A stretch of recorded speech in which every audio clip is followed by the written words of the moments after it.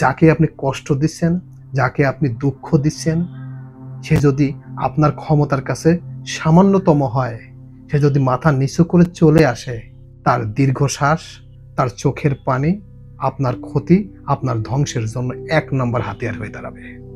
আচ্ছা, এই পৃথিবীতে সবচেয়ে বেশি কে অন্যায় করে, নারী না পুরুষ? কারা বেশি ভুল করে, নারী না পুরুষ? এই ২টা জিনিস নিয়ে আমি অ্যানালাইসিস করছি প্রায় ৫ বছর ধরে।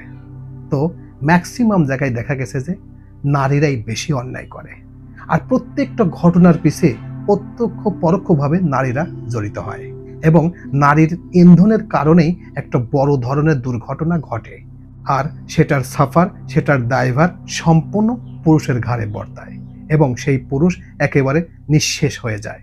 এরকম অহর ঘটনা আছে।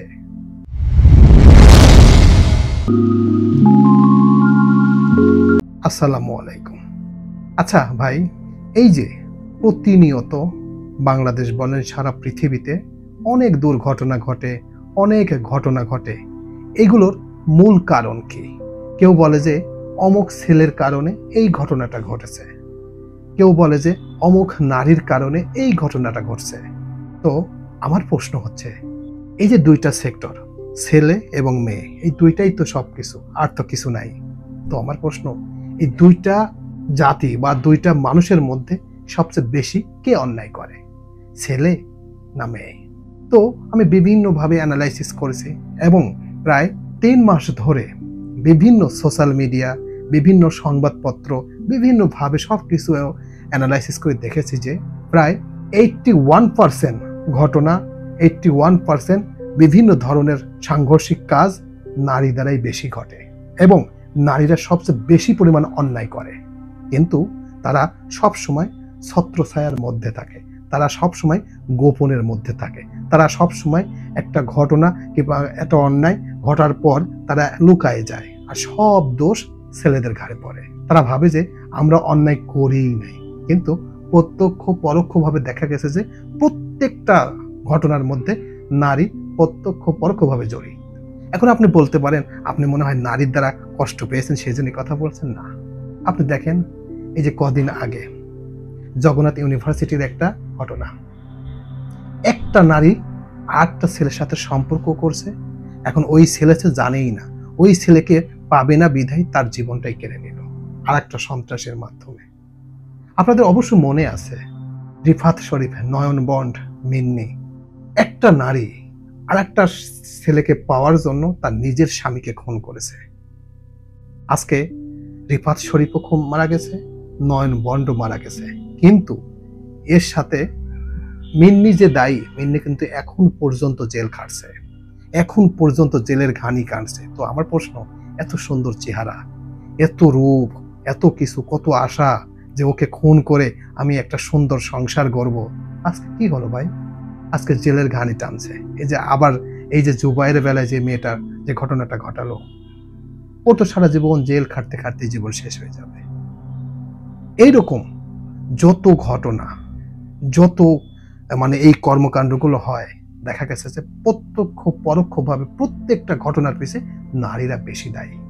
এবং একটা সংসারের মধ্যে দেখবেন ২ ভাই একসাথে আছে, ২ ভাই একসাথে সংসার করছে, সেখানে যদি থার্ড পারসন হিসেবে সংসারে যদি অশান্তি ঢোকানোর জন্য কেউ থেকে থাকে, সে হচ্ছে নারী। নারীরা প্রত্যেকটা ঘটনা, প্রত্যেকটা অশান্তির মধ্যে সর্বপ্রথম আঙ্গুল ঢোকায় নারীরা।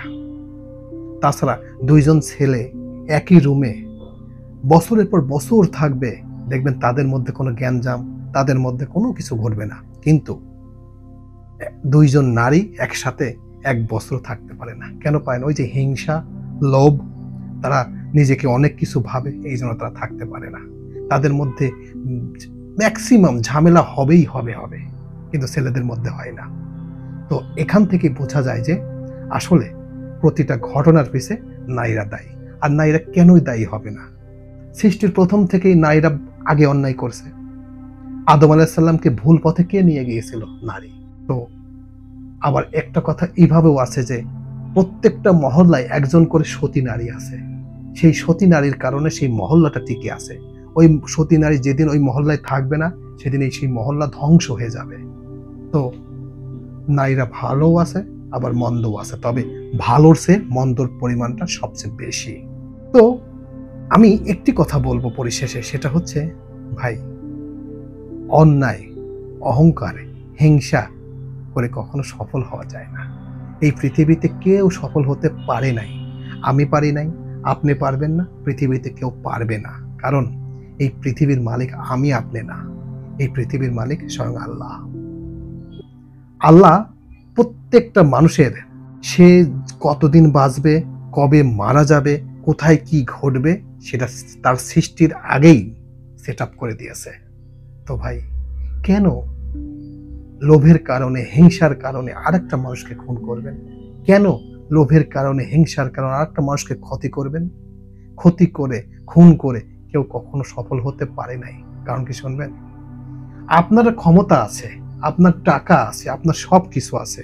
আপনি ভাবছেন যে আমি ইচ্ছে করলে বাংলাদেশ কিনে নিতে পারবো, কিন্তু যাকে আপনি কষ্ট দিচ্ছেন, যাকে আপনি দুঃখ দিচ্ছেন, সে যদি আপনার ক্ষমতার কাছে সামান্যতম হয়, সে যদি মাথা নিচু করে চলে আসে, তার দীর্ঘশ্বাস, তার চোখের পানি আপনার ক্ষতি, আপনার ধ্বংসের জন্য ১ নম্বর হাতিয়ার হয়ে দাঁড়াবে। কারণ এই পৃথিবী নিয়ন্ত্রণ করেন আপনি না। আপনার টাকা কখনো আপনাকে নিয়ন্ত্রণ করতে পারবে না। যদি আপনার টাকা আপনাকে নিয়ন্ত্রণ করতে পারত, তাহলে শেখ হাসিনা, ওবায়দুল কাদের, তারপরে এই যেসব প্রভাবশালী লিডাররা ছিল, তাদের টাকা সেভ করতে পারত। আমরা শুনেছি আমির হোসেন আমু নাকি টাকার সোফার নিচে ঘুমাইতে পারে। সে বলে টাকা, তার বেডের নিচে টাকা না থাকলে সে ঘুম আসতো না। সে এখন জেলের মধ্যে একেবারে শুকনা একটা কংক্রিটের উপর ঘুমাচ্ছে। কিভাবে? তো ভাই, পৃথিবীতে কেউ অহংকার, হিংসা করে সফল হতে পারে নাই, আপনিও পারবেন না। আর যে প্রসঙ্গটা তুলেছে, এই পৃথিবীতে যত ঘটনা ঘটে, যত অন্যায় করে, যত খুনাখুনি হয়, যা কিছু হয়, প্রত্যেকটা ঘটনার পিছে নারীরা 80% দায়ী, আর 20% ছেলেরা দায়ী। এটা আমার কথা না, এটা বিভিন্ন মনীষী, বিভিন্ন বইয়ের কথা। যদি না হয় আপনি তালাশ করেন। আমি 6 মাস ধরে অ্যানালাইসিস করছি, বিভিন্ন বই পড়েছি, যদি একটা বই পড়ি নাই, অনেক বই পড়ে এটা তথ্য পেয়েছি, বিধায় আজকে সেটা শেয়ার করলাম। তো অনেক কথা বললাম। যদি আমার এই কথাগুলো ভালো লেগে থাকে, তাহলে অবশ্যই চ্যানেলের পাশে থাকবেন। এই রকম মোটিভেশনাল কথা কন্টিনিউ আমার এই চ্যানেলে আপলোড হয়। তো সবাইকে ধন্যবাদ জানিয়ে এখানে শেষ করছি। আল্লাহ হাফেজ।